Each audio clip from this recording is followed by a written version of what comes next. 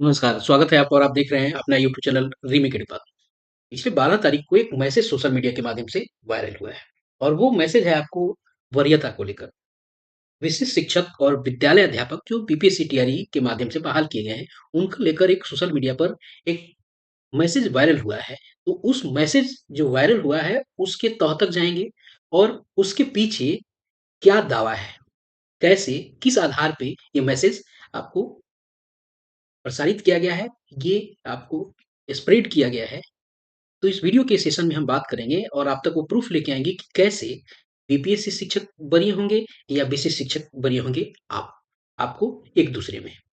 आपसी वरीयता अलग चीज़ है और विशिष्ट शिक्षक और बीपीएससी जो शिक्षक हैं, विद्यालय अध्यापक हैं, उनमें वरीय कौन होगा? तो आइए इस वीडियो सेशन को शुरू करते हैं और जानते हैं कि क्या है आधार और इस सोशल मीडिया के माध्यम से जो ये खबर वायरल हो रही है, इसको भी हम ज़रा देखते चलते हैं और इसके पीछे के क्या नियम हैं और कौन से आपको जो रेगुलेशंस हैं, वो इसको मजबूती दे रहे हैं। पहले ये मैसेज हम पढ़ लेते हैं कि विशिष्ट शिक्षकों की वरीयता की पूरी प्रक्रिया शिक्षा मंत्री सुनील कुमार ने सदन में ही यानी सदन में की स्पष्ट। अब सभी विशिष्ट शिक्षक नियोजित व बीपीएससी से नियुक्त विद्यालय अध्यापक से होंगे सीनियर। यहाँ कहा गया है कि सभी विशिष्ट शिक्षक नियोजित और बीपीएससी से जो नियुक्त शिक्षक है विद्यालय अध्यापक उनसे सीनियर होंगे। तो चलिए इसकी पड़ताल करते हैं और जानते हैं कि आखिर फैक्ट क्या है। तो वीडियो को शुरू करते हैं और वीडियो को शुरू करने से पहले आपसे आग्रह है यदि पहली बार चैनल पे आए हैं तो चैनल को सब्सक्राइब कर लीजिए और आप अपने साथ मुझे जोड़िए और आप अपना हिस्सा बनिए ताकि आने वाले दिनों में आपको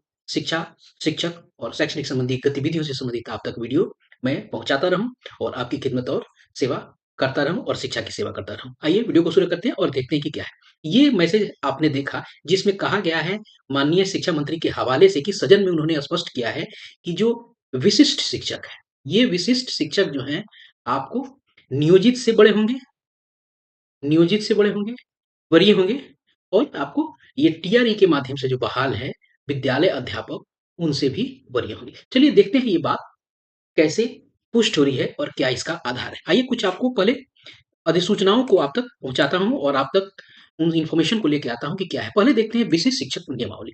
ये विशिष्ट शिक्षक नियमावली आखिर कह क्या रही है? आप सबको पता है कि विशिष्ट शिक्षक वो शिक्षक बने हैं जो पहले आपको नियोजित शिक्षक हुआ करते थे और नियोजित शिक्षक जो थे वो स्थानीय निकाय के शिक्षक आपको स्थानीय निकाय के जो शिक्षक होते थे वो होते थे।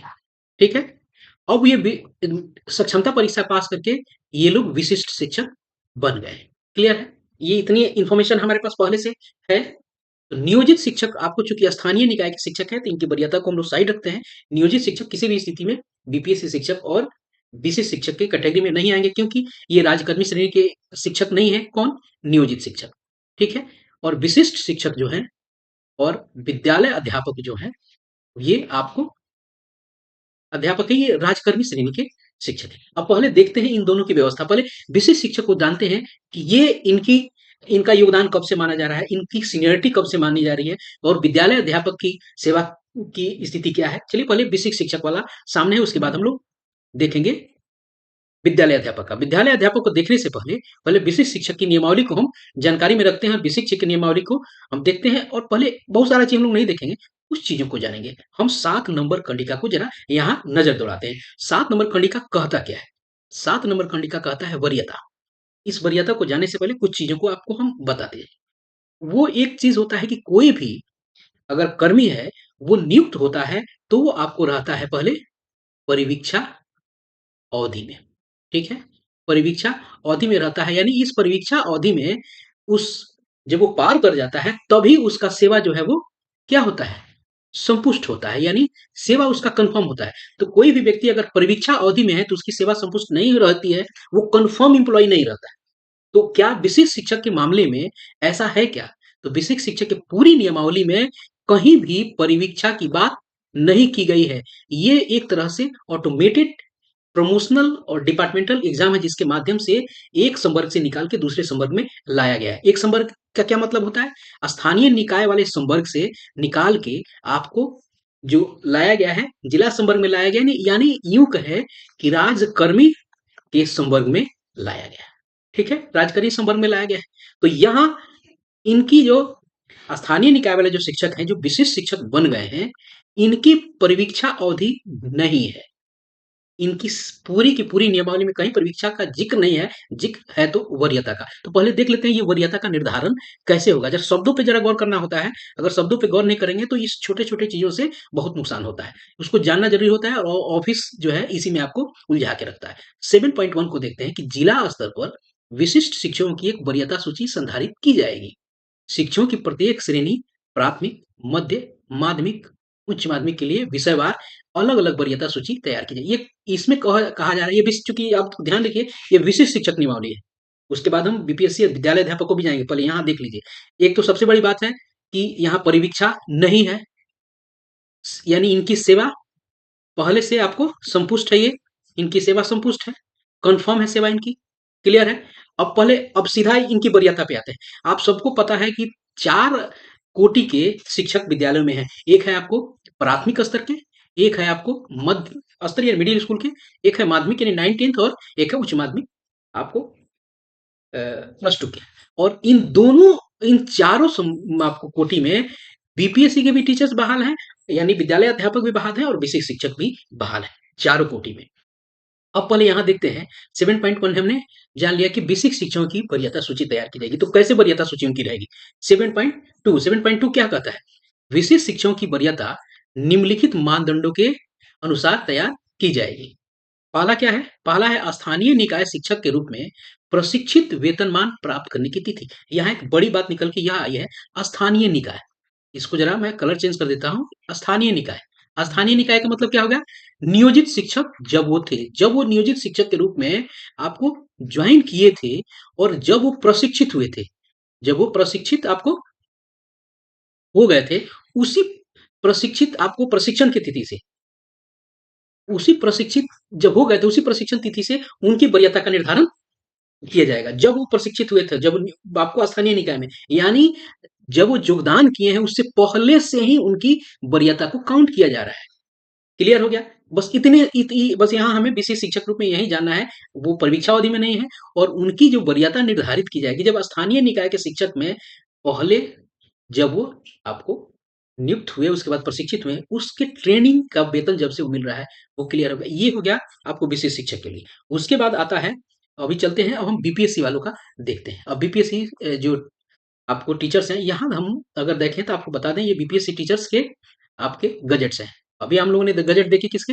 हमने विशेष शिक्षक गजेट देखे, अभी हमने हमारे सामने है बीपीएससी के आपको गजेट्स। इस गजेट्स को हम देखते हैं और इस गजेट्स में क्या कहा जा रहा है, इसको ज़रा हमें देखना है। हमें 10 नंबर पॉइंट और 11 नंबर पॉइंट्स को देखने हैं। 10 नंबर पॉइंट्स क्या कहता है और 11 नंबर पॉइंट्स क्या कहता है। उसके बाद 12 नंबर परीक्षा अवधि उस अगर पार करते हैं तब आपकी सेवा संपुष्ट होती है। जब सेवा संपुष्ट होती है उसके बाद आपकी वरीयता की बात आती है। तो सबसे बड़ी बात है, पहले हम लोगों ने देखा विशेष शिक्षक में उनमें कोई परीक्षा अवधि नहीं है, यानी उनको इस स्टेज से नहीं आना है, वो स्टेज में नहीं है, उनकी सेवा पूर्व पहले से संपुष्ट है। और 12 में उनकी सीधा इस तीसरे स्टेप पे है, वहां उनकी वरीयता निर्धारित है, यानी इन दोनों फेज में वो है ही नहीं, वो सीधे आपको तीसरे फेज में है। और बीपीएससी के जो बहाल शिक्षक हैं, विद्यालय अध्यापक, वो अभी इन्हीं दो में हैं, अभी इसी रास्ते में हैं और वो यहाँ पहुंचे हुए हैं। मान लीजिए कि ये 2 स्टेप है, तीसरा स्टेप यहाँ पहुंचना है, यहीं से वरीयता आपकी निर्धारित होती है। लेकिन यहाँ विशेष शिक्षक यहाँ क्या हुआ है? विशेष शिक्षक आपको पहले से पहुंचा हुआ है और अभी इन्हीं 2 रास्तों में विद्यालय अध्यापक जो है अभी अटका हुआ है। ये यहाँ पहुंचा ही नहीं है, तो इनकी वरीयता का आपस में कोई मतलब नहीं बनता। यहाँ विशेष शिक्षक पहले से बना हुआ है। मैं कहीं किसी का पक्ष नहीं ले रहा हूँ, नहीं मैं कहीं से बायस्ड हूँ, मैं नियम बता रहा हूँ। आइए देखते हैं कि परिवीक्षा अवधि में कैसे कह रहा हूँ कि यहाँ जब जो पहुंचेगा, जिसकी सेवा संपुष्ट हो जाएगी, संपुष्ट जब हो जाएगी तभी वरीयता की बात आएगी। तो अभी भी जो विद्यालय अध्यापक है उनकी सेवा संपुष्ट नहीं हुई है। कैसे नहीं हुई है, आइए बात करते हैं। आपके सामने हम एचआरएमएस डिटेल भी लेके आएंगे और आपको बताएंगे कैसे सेवा संपुष्ट नहीं हुई है। जब वो अभी एम्प्लॉय ही कंफर्म नहीं है तो उनकी वरीयता की बात ही नहीं आती है। दूसरे अगर राजकर्मी संवर्ग का कोई शिक्षक है तो उससे अगर कंपेरिजन नहीं बन सकता है। नियम यही है, आगे परिभाषा आपकी अपने आप अपने ऊपर डिपेंड करके उसको बना भरे सकते हैं, लेकिन नियम जो क्या कह रहा है, अभी देखिए नियम क्या कह रहा है। सीधी भर्ती से नियुक्त किए जाने वाले विद्यालय अध्यापकों के लिए परिवीक्षा अवधि योगदान तिथि से के प्रभाव से 2 वर्ष के लिए होगी। कब से होगी? सीधी भर्ती जब जब जिस दिन से उन्होंने योगदान किया होगा, जब बीपीएससी से जो बहाल विद्यालय अध्यापक हैं, उनकी जब योगदान तिथि होगी यानी जॉइनिंग डेट होगी, उससे 2 वर्ष आप तो के प्रभाव से 2 वर्ष के लिए होनी यानी 2 वर्ष आपको ध्यान होगा कि नवंबर 2023 से लोग बहाल हो रहे हैं। टीआरई 1 से यहाँ लोग बहाल हुए। तो ऑब्वियसली इनका 2 साल कब पूरेगा? नवंबर 2025 में। यानी अभी नवंबर 2025 आया नहीं तो किसी भी स्थिति में किसी भी बीपीएससी से बहाल शिक्षक की परीक्षा अवधि अभी समाप्त हुई ही नहीं। आगे आगे देखते हैं। परीक्षा अवधि संतोषजनक नहीं पाए जाने की दशा में परीक्षा अवधि 1 वर्ष के लिए विस्तार किया जा सकता है। यानी यह नवंबर वाला बढ़ के 2026 हो सकता है। अगर इसमें उनकी सेवा अगर संतोषजनक नहीं है, अभी तो उनकी सेवा ही जांच की जा रही है, तो वरीयता की बात यहाँ से भी उत्पन्न नहीं होती। यदि विस्तारित अवधि में भी सेवा संतोषजनक नहीं पाई जाएगी, तो नियुक्ति पराधिकार ऐसे विद्यालय अध्यापक को सुनवाई का एक अवसर देते हुए उन्हें सेवा मुक्त कर सकेगा। यानी अगर इस 2026 तक भी मैं सबसे पहले वाले को उठा रहा हूँ, उससे पहले कोई बहाल हुआ नहीं है विद्यालय अध्यापक। मैंने सबसे शुरू वाले से उठा के देख रहा हूँ। क्लियर हो गया? तो अभी वो प्रोबेशन पीरियड में है। अब 11 को जरा हम पढ़ते हैं। संपुष्टि परिवीक्षा अवधि संतोषजनक रूप से पूरा करने, अब प्रशिक्षण सफलतापूर्वक पूरा करने और शैक्षणिक प्रशासनिक प्रमाण पत्र आदि की जांच। यानी कहने का मतलब है कि परिवीक्षा अवधि अगर संतोषजनक नहीं होती है, यानी इस पीरियड में ये 2 साल में आपके जो सर्विस यानी बिहेवियर है, वो आपको अनुकूल है या अनुकूल नहीं है, प्रतिकूल है, अगर संतोषजनक नहीं है, तो सफलतापूर्वक अगर आपने कर लिया है, संतोषजनक नहीं है तो 1 साल एक्सटेंड किया जाएगा।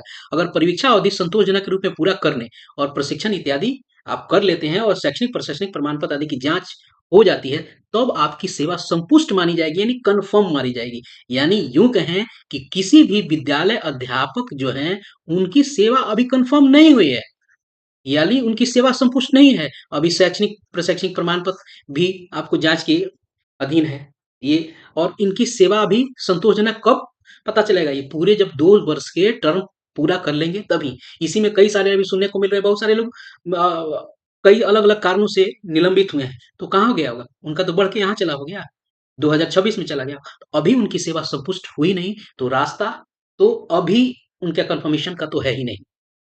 अब ये बात रही इनकी, मान लीजिए यहाँ अगर 2 शिक्षक अगर बीपीएससी की एक ही जगह रहते हैं, यहाँ ध्यान देने की जरूरत है।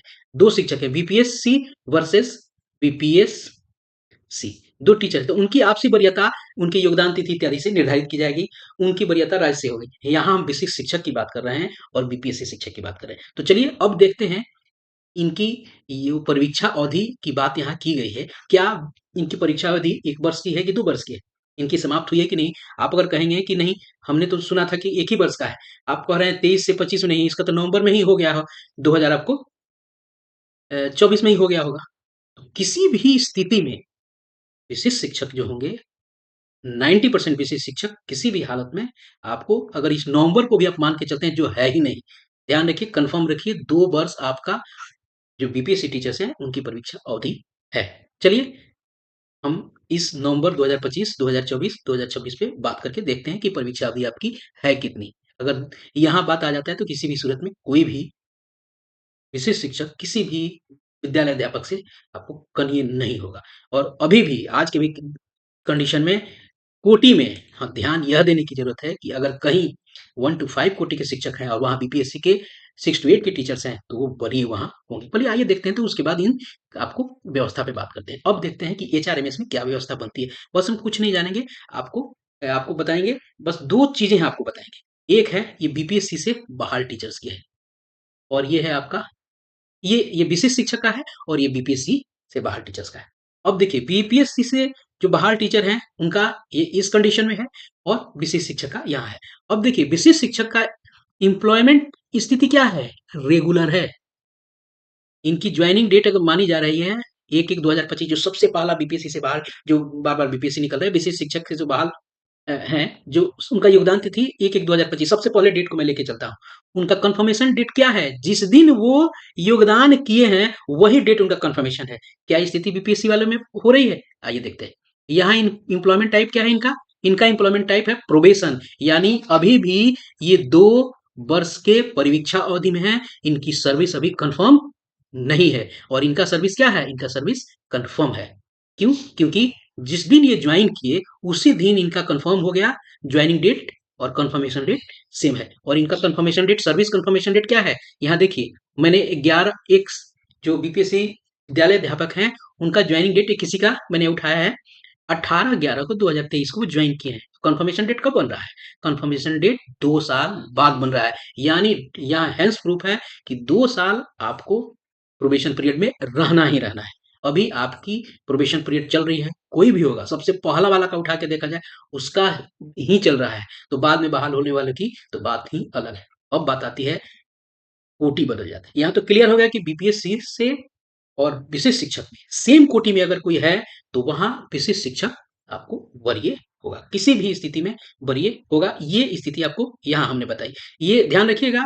ये जो विशेष शिक्षक और बीपीएससी शिक्षक में वर्सेज देखा जाए तो ये सेम कोटि की बात मैं कह रहा हूँ। समान कोटि में, अगर समान कोटि में हो तो, समान कोटि में हो तब मान लीजिए 1 से 5 यह कोटि है, 6 to 8 यह कोटि है, 9th 10th और 11th 12 ये 4 कोटि हैं। अगर 1 से 5 का कोई विद्यालय है और वहां दोनों शिक्षक हैं तो इस स्थिति में वहां कौन सीनियर होगा, विशेष शिक्षक सीनियर होगा। अगर 1 से 8 का कोई विद्यालय है तो वहां 1 से 5 के कोई विशेष शिक्षक हैं और वहां एक बीपीएससी से बहाल विद्यालय अध्यापक है, तो वहां चूंकि 6 to 8 का टीचर अगर विद्यालय अध्यापक का कोई शिक्षक है तो 1 से 5 के वरीय होते हैं 6 to 8, तो वो वहां 6 to 8 वाले बीपीएससी के लोग वरीय हो जाएंगे। ध्यान रखिएगा।